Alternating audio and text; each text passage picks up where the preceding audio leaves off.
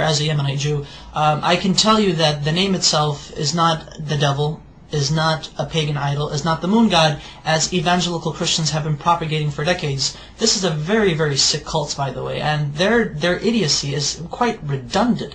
I mean, I can't even imagine if people would actually teach themselves these things and flatter themselves with these things, and at the same time claim to support Israel, when in actuality in Israel we say Allah, we say Yallah, we say these terms, these phrases are understandable to our understanding, that they are not in any way, shape, or form to what they say, to what evangelical Christians say is basically the devil. No, we understand what the name Allah means, what it signifies. Take the dictionary of the Hebrew language. I take the dictionary and I actually took the name of God, which is through etymology is the three letters Aleph, Lamed, Veh.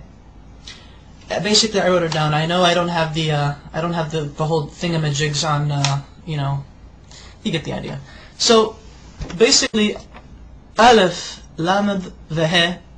This in Hebrew means, well, without the see, that's the thing.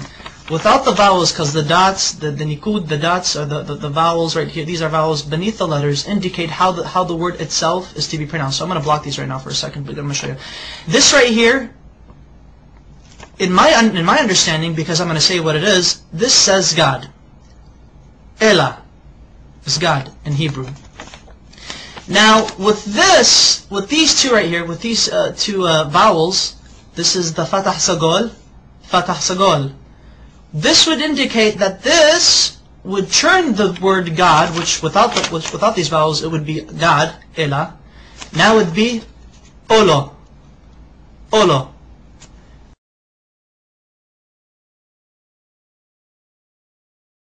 Olo means a curse, an oath, or a covenant. Christian evangelicals love to use this. They like to say, but you see, Allah, with these vowels, indicates that Allah is a curse. Therefore, the Muslims are worshipping an evil God who was a curse onto humanity. These evangelical Christians, they're nutcases, they're nutbags.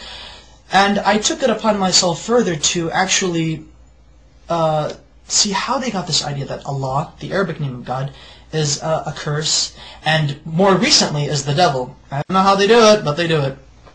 Allah is not the devil. God forbid. May God even forgive me for saying such horrible things. But here's the Hebrew version of the Arabic name Allah once it is written in Hebrew. The Arabic name Allah has 4 consonants because Hebrew is like Arabic. It's almost similar. Same alphabet, same thing, just different script. This is the Arabic name of God. This is how the script is. This is when it's connected, because Arabic is a cursive language. This is the connected form, but however it is 4 letters. 1, 2, 3, and 4. I'm going to have to baby you guys into this. Now this is the name of God, Allah, in Arabic, but broken up. So that way each letter is given its position. This is Aleph, this is Lam, this is Lam, this is He. So Allah. Okay.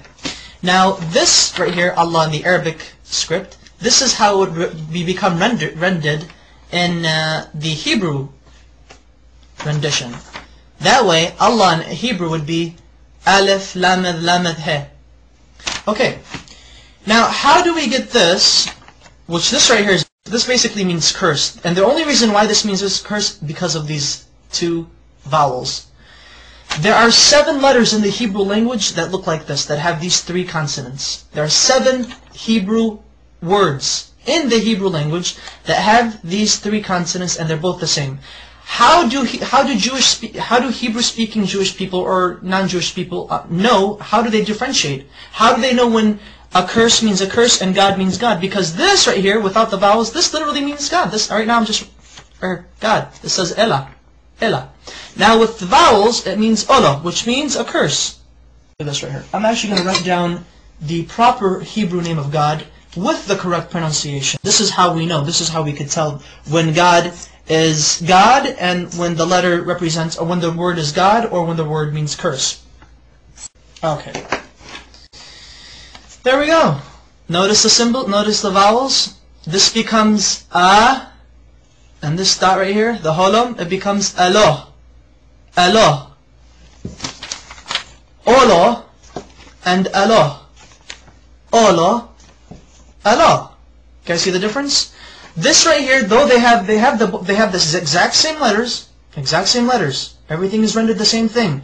However, the use of vowels in the Hebrew language allows us to make distinctions between the understandings of what the words mean, what they imply.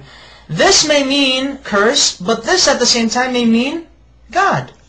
Okay, that's fine. In Arabic, God can also be written without using two L's. So it could actually be Alif, Lam, the He.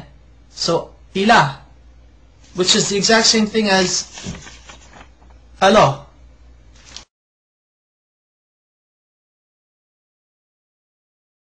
Their understanding of how they approach God is exquisitely the same. We do not share the system of belief with Christians that they and us worship the same God. No, we do not. So help me God. But Christian evangelicals do not worship the God of Israel. They do not worship the Islamic perspective of God. Maimonides, one of our greatest philosophers in Judaism, as well as a religious philosopher of Judaism, has quoted extensively in his beautiful Igeret Teiman, or the Epistle to Yemen, in which he was basically teaching and basically answering many questions brought forward to him. The Jews of Yemen asked, what is your position of Muslims? Are they considered idol worshippers? Are they considered paganists? And Maimonides said, the Muslims, the idolatry has been removed from their hearts. A Muslim does not know idolatry, he does not know paganism, he has no form of whatsoever of any grain left in his heart. Therefore it is permitted unto a Jew, when he enters a land where he cannot find a synagogue, that he is allowed to pray in a Muslim mosque. He's okay, it's fine, it's okay. Hey, I can go to a Muslim mosque and pray if I have to, if I can't find a shul. However, Maimonides says, be careful. If a Jew enters a land where there is no mosque or a synagogue, then he is forbidden to enter a Christian church if there is one. Do not pray in a Christian church.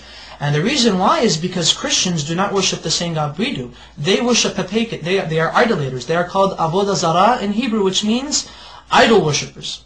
So exquisitely said, so wonderfully stated. Oh my goodness! And you know, it's quite interesting that unfortunately there should be more Jews actually stating the facts as it is. That you know, Muslims and Jews and Muslims, we both worship the same God.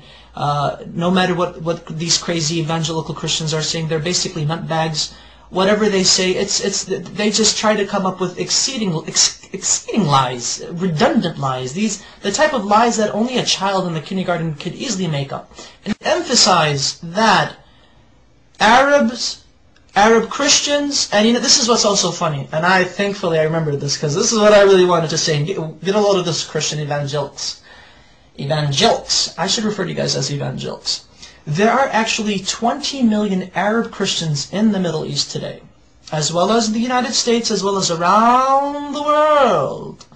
And Arab Christians and their religious services, and their Sunday services, and Mass, or whatever God frickin' services they have, Arab Christians refer in the Arabic Bible, the Arabic translation of the Bible, they say Allah in reference to God. Now, I would like to ask these evangelicals, what say ye of these people who claim to believe in your Jesus? What say ye to them? Now, are you going to go chase them and say, oh, you're worshiping the devil. The devil is Allah. Just to let you know that classical Arabic is very close to classical Hebrew, biblical Hebrew, as well as classical Aramaic.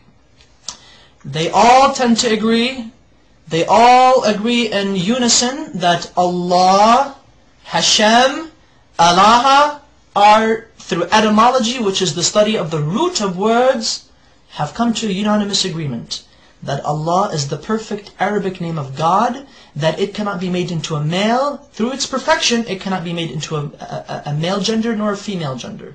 Rather, it is a neutral personification, not personification, but rather a neutral attribute to God. Such wonderful history.